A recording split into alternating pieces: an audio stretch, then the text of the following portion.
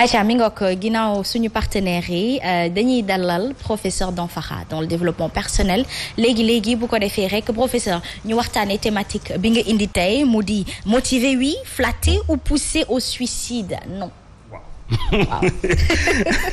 parce que en fait xam nga développement personnel bi ñuy def motivation la. dëgg la. motivation la maanaam yokk yaakaar nit yi. mais surtout sawarte bi nekk ci ñoom wala bi war a nekk ci ñoom. donc bu ñu waxee développement personnel loolu la ñuy wax ñii nga xam ne dañuy def développement personnel ñu léeg-léeg ñu dëgg ñu leen tudd ay coach.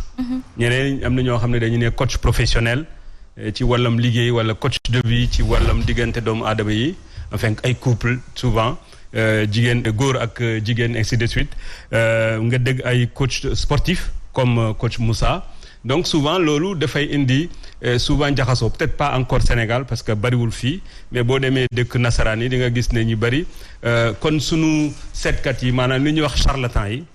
ni ñu mel ci réew mi souvent ñi bari dañuy jël développement personnel di ko def affaire u charlatan moo tax tey ma bëgg a leeral tuuti lan mooy motivation ak ñu lan mooy danger tam parce que su fekkee nit kii koy def xamul lu muy def ba pare mun na ci indi ay jiix jaax alors benn bi déjà mooy motiver maanaam may sawarte doomu aadama ak jay ko pratiquement day nuroo lu benn la. day nuroo daal. voilà parce que par exemple su may jay Asma dama lay wax lu baax. ma ne macha allah tey sa coiffure bi rafet na ce qui est vrai. merci beaucoup voilà voilà mais su ma lay jay itam xam nga jay ak sawarte bokkul c'est-à-dire que su ma lay sawarloo mooy dangaa def lu baax ma xàmmee ko ma sargal ko. reconnaître ko loolu am na c'est-à-dire nit ki dafa liggéey ba pare méritam la li may wax dëgg la te waxuma ko ngir di ci xaarandi dara. alors qu'en général booy jay nit am na loo ci xaar su ma nee léegi Binta tey gis naa li nga def lu rafet la après ma dem ne la Binta may ma foofu 100 francs. dama ko def. waaw dama def ndax 100 francs bi. waaw donc loolu dafa bari maanaam jayaate dina gis tam ci biir liggéey ay nit ay chef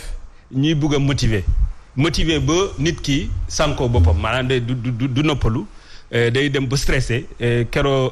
première dame waxoon na fii mooy burn-out boo demee ay France amoon na jamono ay nit ay liggéeykat dañ daan xaru. parce que tellement pression bi dafa fort donc loolu moo tax ma ne il faut que ñu mën a def la différence alors lan mooy leen utale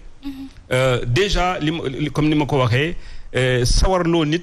mooy sawarloo ko ci liggéey sawarloo ko ci presque loolu laal mën a wax du leneen du ay intérêt du leneen du sa intérêt bopp mais intérêt ñëpp la maanaam donc ci kaw liggéey moo tax par exemple bu ñu defee développement personnel sawarloo nit yi lu ñu ci tegu rek mooy ana sa projet ana loo bëgg a def donc comme ça ñu gunge la ci loolu donc bu ñu nee boo sawarloo nit il faut nga gunge ko le temps mu mun a demal boppam mais du affaire xam nga gunge nit nekkul da nga koy ndimbal ak gunge bokkul parce que dimbal nit mooy dafa mel ni da ngay jël sa alal jox ko alors que gunge nit mooy da nga koy may doole rek pour lépp lu muy def mu nekk liggéeyam mu nekk xalaatam mu nekk jëfam moom yow da ngay ñëw rek pour ànd ak moom gunge ko mais du yaa koy defar du yaa koy uti ay alal pour jox ko donc loolu c'est extrêmement important buñ koy def léeg-léeg nag boo demee ci école yu mag yi ñu ngi jàngal développement personnel léeg-léeg nga dégg nit mën a la da ngay sol cravate bu rafet da ngay sol yëre bu rafet da ngay am benn lu ñuy wax leadership charisme loolu du développement personnel loolu marketing la parce que nit nekkul fii pour ressembler nit yi ñeneen ñi bugg da ngay nekk loo xam ne maanaam sincérité mooy différence bi c'est-à-dire que bu ñu lay booy sawarloo nit doo ko sawarloo ci ay kàcc donc li nga koy wax mooy dëgg su ma la nee liggéey nga liggéey bu rafet c'est que liggéey nga liggéey bu rafet ci sama xol sedd na mais du ma la wax voilà du ma la wax loolu pour bëggloo la dama koy wax rek parce que lu am la da ngay dégg na sax parce que loolu amatul mamandak sunu kër yi bu ñu lekkee ba pare ñun Tamboy bu ñu lekkee ba pare dañ ñëw ci maire ne ko maire abarka c'est-à-dire que nekkul ne devoiram la def wargaram la def pour toggal ñëpp mais boo lekkee ba suur ki toog ba pare nga dem gërëm ko sant ko lu baax la donc loolu nekkul loo xam ne da nga xaarandi ci moom mais da nga am satisfaction nga dem di ko dana ko may sawarte mooy sunu parents yi sax parents yi bu ñu def dara ci xale yi baax na léeg-léeg ñu wax seen parents seen waajur yi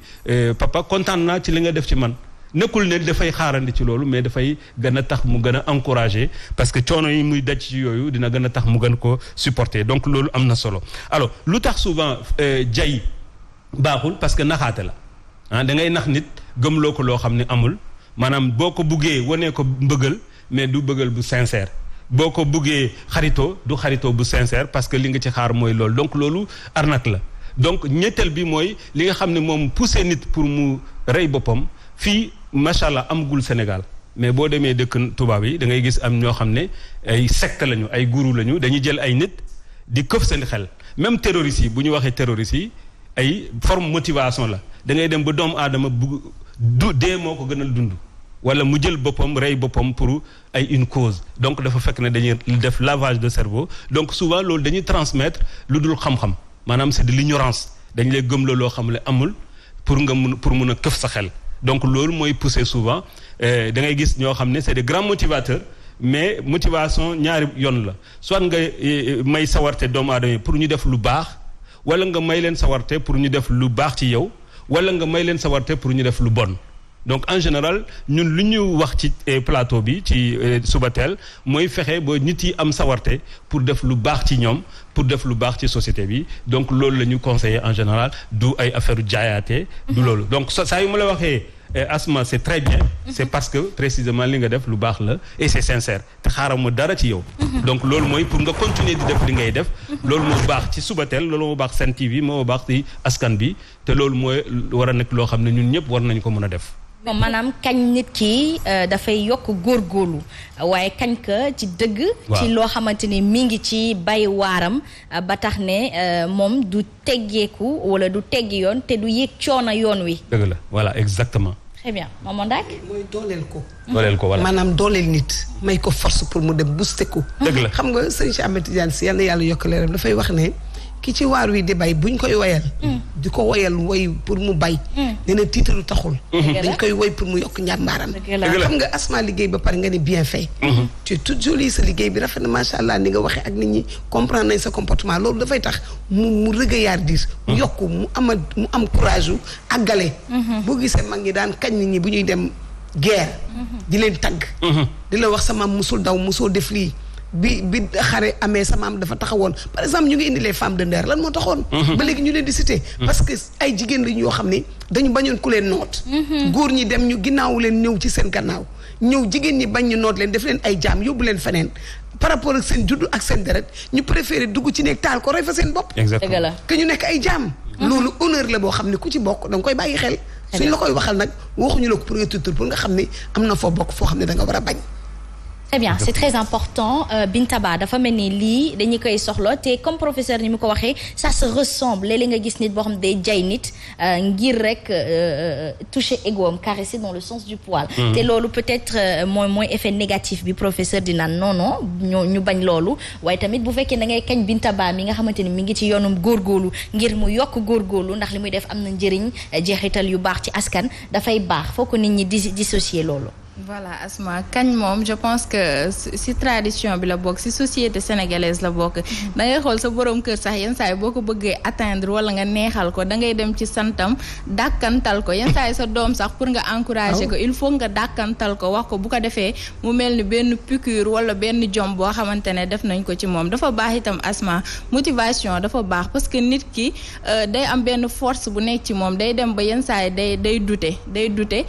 wala force bi xaw mel ni luy disparaître wala ku nekk am nga ay moment de faiblesse ay moment yoo xam tu te remets en question donc baax na ku ci mel ni kii a toog ne la Binta tu peux le faire Asma tu peux le faire Maman Ndak ne la sa maam def na lii sa prof wax la lii donc loolu dalay yokk jom yokk le courage comme ni tubaab yi di waxee des fois da ngay viser la lune mais boo amul la lune sax nga dal ci les étoiles donc ñaax biñ lay ñaax moo tax tey jii boo viser la lune nga ne c'est impossible nga ne rien n'est impossible pas-pas bi ci war pour nga mën a dem affronter loolu Asma. c'est très important kon nag dinañuy kañante ci suñuy biir waaye ci lu baax Madame Cissé. effectivement Asma li ngeen wax yëpp dafa am solo parce que bu ñu ko seetee rek ku nekk da nga koy xool ci sa bopp booy def dara bañ ne la waaw góor da ngay kontaan. waaw góor wax nañ ko dafay yokk jom mais am na ci ñoo xamante ne waaw góor dafay yokk seen comme ni nga koy waxee sànq motivation dafay yokk seen góorgóorlu ak seen jom parce que nit ki di def dara xaw ci découragé daf ciy baax parfois nga xaw ko jox tuuti espoir mais juste pour ñëwaat tuuti ci benn point boo xamante ne laal nga ko tuuti professeur mooy bi nga ne développement personnel du côté esthétique. loolu kese loolu côté marketing la mais aussi développement personnel loolu da cee baax parce que je pense que loolu point bu am solo la ndaxte am na ci ñoo xamante ne ñoom Asma seen jëmu bopp il faut ñu xoolaat seen bopp pour ñu mën a ñoom ñu développer pour ñu mën a xam ne ñoom pour ñu mën a avancer ci seen côté développement personnel parce que am na ci ñoo xamante ne dañuy faral par exemple dañuy faral di bizarre donc kooku noonu boo ko expliquer ne ko lii ak lii loolu daf lay yokk aussi daf lay yokk courage bi nga xamante ne yow da ngay gën a wóolu sa bopp am ñoo xamante ne ñu sañse dañuy wóolu seen bopp fu leen neex boo leen neex demal ci président Macky Sall sax dañuy am fitu dem voilà daf ci am solo moom itamit tenue bi nga xamante ne moom nga war a am da ci bokk maman alors par contre c'est extraordinaire c'est-à-dire jëlal ñi def lu rëy yëpp ay ñoom Steve Jobs ay ñoom Bill Gates ay ñoom Cheikh Anta Diop xool leen bu baax xool leen seen solin